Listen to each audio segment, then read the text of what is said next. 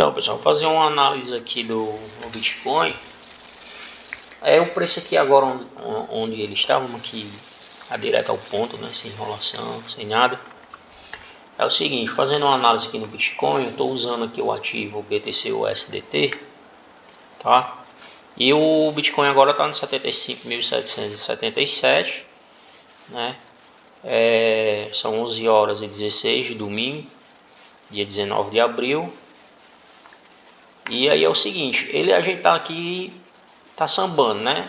O preço está sambando aqui, não está num lugar interessante para a gente procurar confirmações de entradas, não está, tá? Mas o que eu estou esperando agora aqui no Bitcoin é o seguinte, tá? Eu estou esperando ele vir aqui nesse fundo, né? E ver se ele cria aqui nesse fundo aqui uma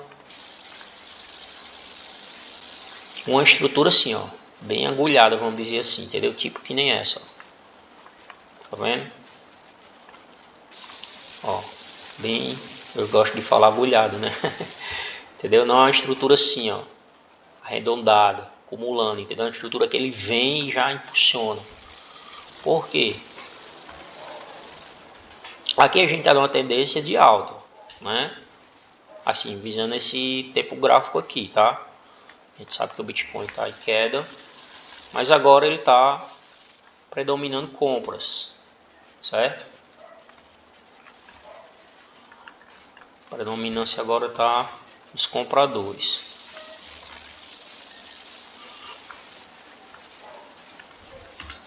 E aí ele está aqui, ó, tendênciazinha, fundos e topos ascendentes, certo?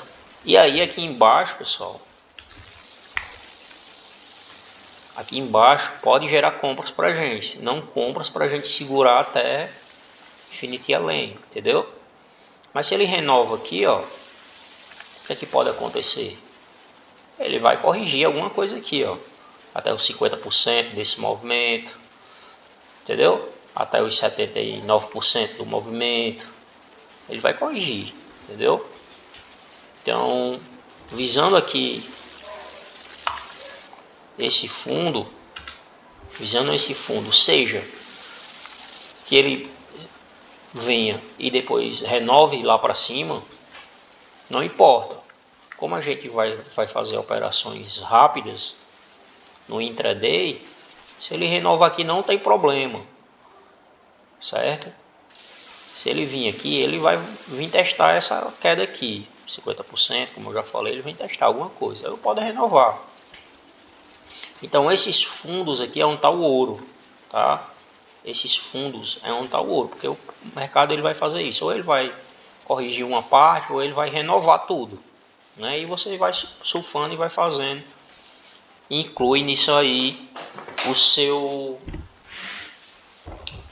a sua técnica de condição, tá certo? A oportunidade está aí.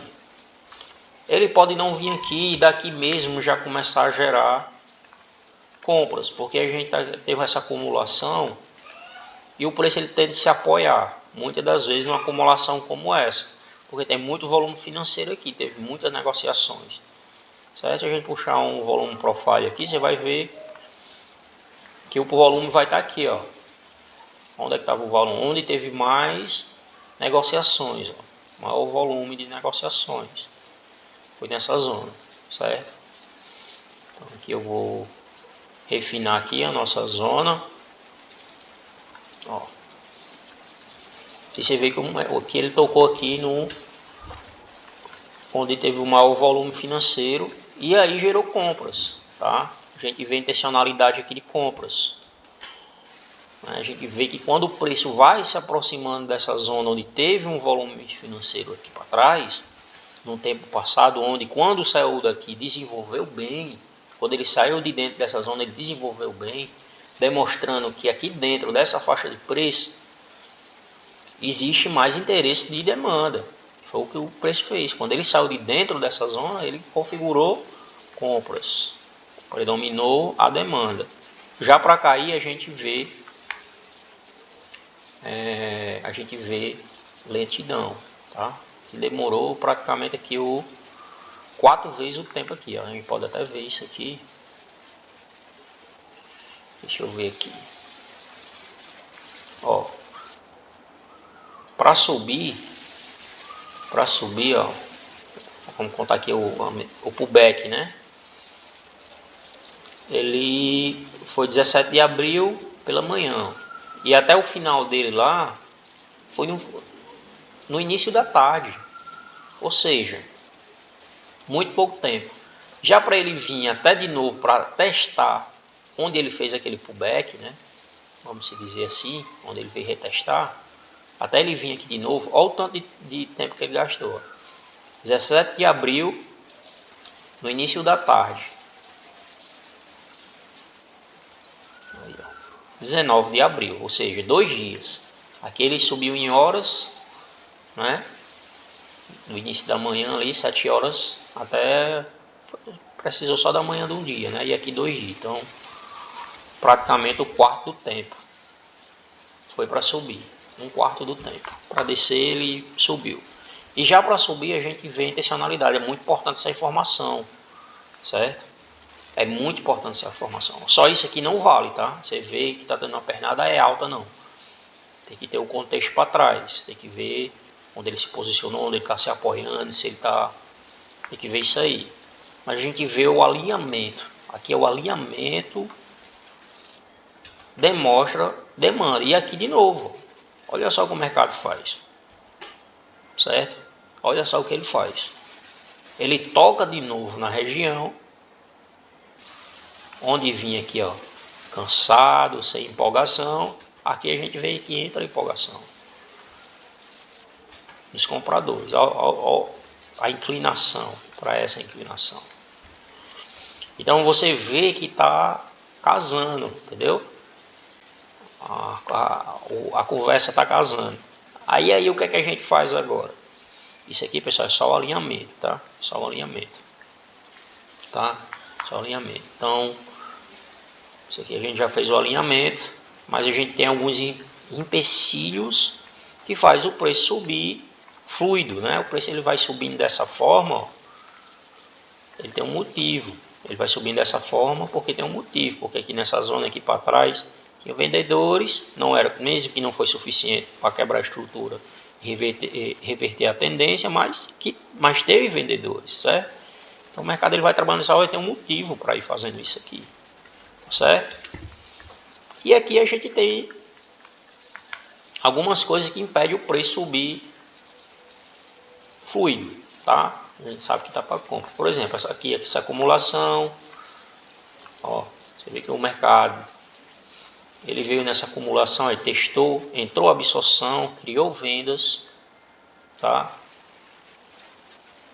Criou vendas. O que é que a gente pode esperar aqui é o seguinte, ó. O que eu estou esperando aqui, ele já testou aqui essa zona, tem uma zonazinha de demanda, ele já testou. Então a gente está aqui, ó, entre uma zona de oferta e uma zona de demanda. Mesmo que a gente está com todo o racional lá, todo o racional para compras, eu não vou entrar comprado aqui porque o preço pode simplesmente ficar aqui, ó, sambando aqui em cima. Aí vem aqui, pega aquele gatilhozinho aqui, ó, esse pavio aqui, para quem estava acreditando nessa oferta aqui, e depois renova e vai procurar compradores mais lá embaixo, né? A oferta procura compradores. Quando a oferta não procura compradores, o que é que ela tende a fazer? Gera mais oferta para poder ter interesse de compradores.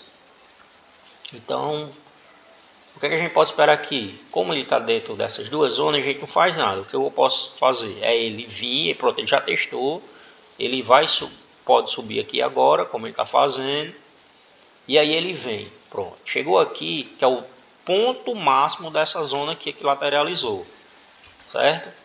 Ele pode fazer duas coisas, daqui para baixo, ele cria nosso gatilho de entrada, fica válido venda, mas a gente vai estar contrário ao racional, então isso aqui é uma entrada de risco, mas eu participo, certo?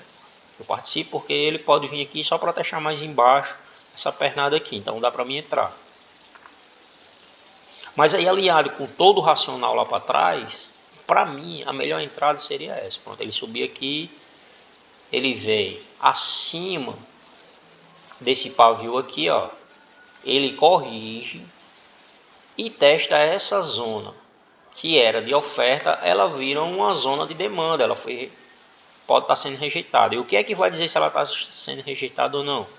No lugar dela criar o gatilho de entrada aqui nessa perna, ela cria o gatilho aqui, um sell to buy, certo? Ó, aí fica alinhado, fica uma entrada bem aprimorada, tá? Então pode fazer assim, isso aqui falando de uma forma mais básica, o gatilho de entrada, ele vem fazer, mas muitas das vezes o mercado não faz isso, ó. Ele já vai fazer outras coisas, então ele pode fazer isso aqui, ó. Então você, uma forma sendo mais dinâmica, ele vem, renova aqui, aqui ele acumula, aí ele vem, toca aqui, cria uma quebra de estrutura aqui e aqui a gente entra, ó. E muitas das vezes isso aqui é um canal, entendeu? Enfim, por aí vai. Então, vendo dessa forma. Então, vou procurar compras, diminui o tempo gráfico, aqui a gente está em 15 minutos. Se você já vê melhor, tá? Então, as opções é essa.